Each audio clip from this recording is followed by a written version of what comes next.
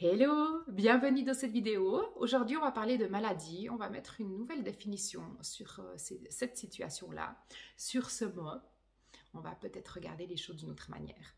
Je m'appelle Evelyne. Je vous accompagne à être bien dans votre tête, dans votre cœur, pour enfiler vos baskets arc-en-ciel.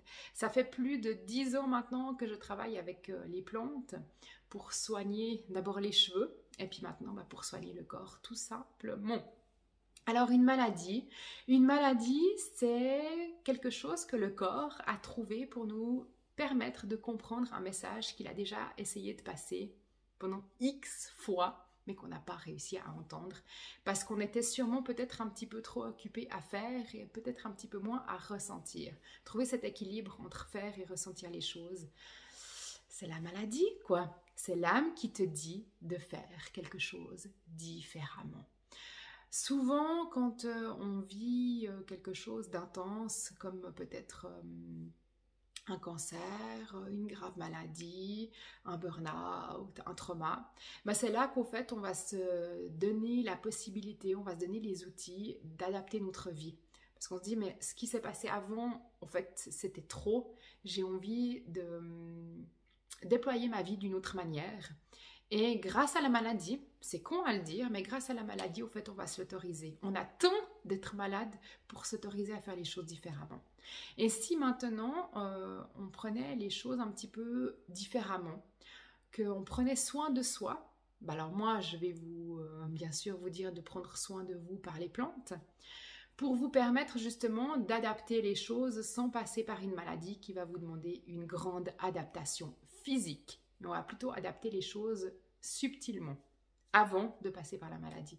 Et quand vous êtes déjà dans ce cercle vicieux de la maladie, on peut aussi utiliser d'autres chemins.